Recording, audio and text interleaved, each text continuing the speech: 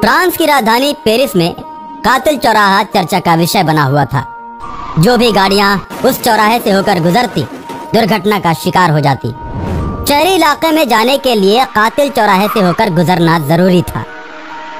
100 में से 80 गाड़ियां तो पार कर जाती, लेकिन 20 गाड़ियों का नामो निशान मिट जाता। कातिल चौराहे से होकर गुजरने वाले ड्राइवर बहुत ही डरे डरे से रहते थे। न जाने कब किसके साथ कौन सी घटना हो जाए, कोई ठीक नहीं।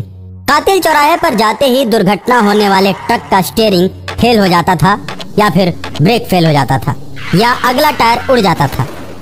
समस्या ये थी कि कातिल चौराहे के चारों तरफ बहुत ही गहरी खाई थी, जिसके नीचे जाने पर ट्रक और ड्राइवर का कुछ भी अता पता नहीं चलता था। गाड़ी और ड्राइवर के टुकड़े टुकड़े हो जाते थे। कातिल चौराहा देखने में जितना ही सुंदर था, उतना ही ज्यादा खतरनाक भी। आज तक इस रहस्य को कोई नहीं जान पाया कि दुर्घटनाओं के पीछे किसका हाथ है। लोग कहते हैं कि इस कातिल चौराहे पर बहुत समय पहले एक सुंदर सी स्त्री को डायन बताकर लोगों ने गाड़ियों से रौंद दिया था। वो छटपटाती रही, चिल्लाती रही, किसी ने भी उसकी मदद नहीं की और अंत में एक गहरी खाई में गिरकर मर गई। उसी समय से वहां पर दुर्घटनाएं घटित होने लगी।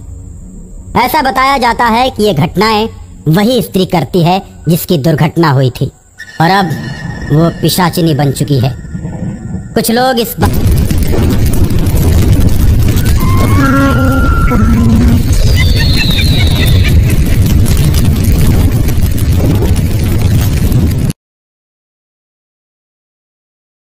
बात को सही मानते हैं, लेकिन कुछ लोग इस बात पर विश्वास नहीं करते हैं। एक दिन एक ट्रक में सवार होकर बहुत से तांत्रिक आ रहे थे।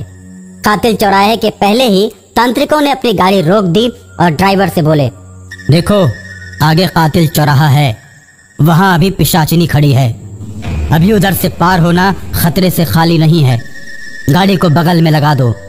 जब पिशाचिनी चली जाएगी तो हम लोग तुम्हें बताएंगे। उसी समय तुम गाड़ी को पार कर देना। मुझे तो कुछ नहीं दिखाई दे रहा। आप लोग तांत्रिक भी ना बेकार की बात करते रहते हो। कोई बात नहीं, मुझे क्या, मैं गाड़ी साइड में खड़ी कर देता हूँ। ड्राइवर गाड़ी को किनारे पर खड़ा कर देता है और देखता है तो सामने बहुत सी गाड़ियाँ पार कर रही हैं, लेकिन किसी का भी एक्सीडेंट नहीं हो रहा है।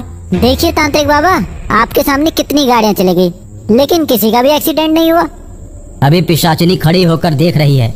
तुम देखना, अभी वहीं खड़ी है, किसी न किसी को गहरी खाई में जरूर गिराएगी। कुछ ही समय बाद पिशाचिनी अपने मुंह से आग उगलने लगती है और कातिल चौराहे की तरफ से जाने वाली सभी गाड़ियों को जलाकर खाई में गिराने लगती है। तांत्रिक के साथ जब ड्राइवर इस घटना को देखता है तो अवाक रह जाता है। तांत्रिकों को बैठाकर डर की वजह से ट्रक को पीछे की तरफ मोड़ लेता है और काफी दूर निकल जाता है। रास्ते में पिशाचिनी उसे बीच सड़क में खड़ी हुई दिखाई देती है और गाड़ी को रुकवा देती है। ड्राइवर उतरकर भागने की कोशिश करता है, लेकिन पिशाचिनी उसे पकड़ लेती है और कहती है, चल चल गाड़ी में बैठ, मेरे डर से तू पीछे की तरफ भाग रहा था। अभी तो मेरा इलाज खत्म भी नहीं हुआ है। मेरे मारने का अंदाज कुछ निराला है। मैं चाहूँ तो तांत्रिकों समेत तुझे यही खत्म कर दूं, लेकिन मैं ऐसा नहीं करूँगी। मैं कातिल चौराहे पे ही लोगों को मारती हूँ, क्योंकि वहीं पे मुझे कुचल कुचल के मारा गया था।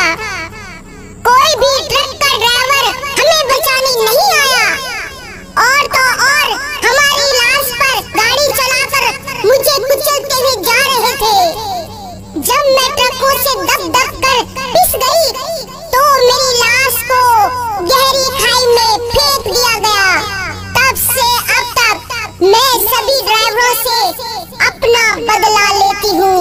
ये केवल अपनी मंजिल तक जाने की बात करते हैं, रास्ते में किसी बेसहारा की मदद नहीं करते। इसलिए मैं किसी को भी नहीं छोड़ती।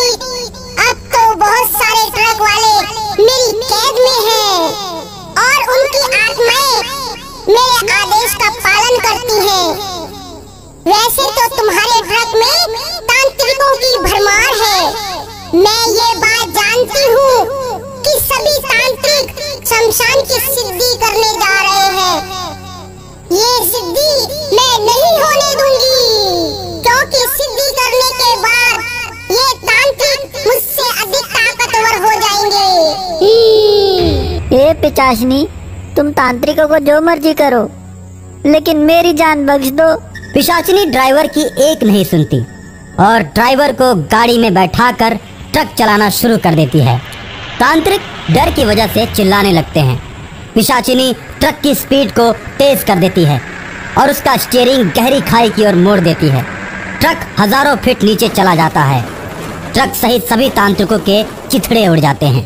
तांत्रिकों के मरने की सूचना उनके गुरु तक पहुंचती है। अपने चेलों के मरने की सूचना पाकर तांत्रिकों के गुरु क्रोधित हो जाते हैं और अपनी दिव्य दृष्टि से पिशाचिनी की शक्ति का आकलन करते हैं। पिशाचिनी बहुत ही ताकतवर दिखती है। वो गुरु गोविंदनाथ को भी मार सकती है। पिशाचिनी को वही बस में कर सकता है जिसे महाशमशान की सिद्धियां प्राप्त हो। महाशमशान के साथ साथ ही पिशाचिनी को मारने के लिए कब्रिस्तान की सिद्धि भी जरूरी थी, क्योंकि पिशाचिनी के पास कब्रिस्तान और शमशान दोनों की आत्माएं थी। पिशाचिनी को मारने के लिए गुरु गोविंदनाथ महाशमशान की सिद्धि करने लगते हैं।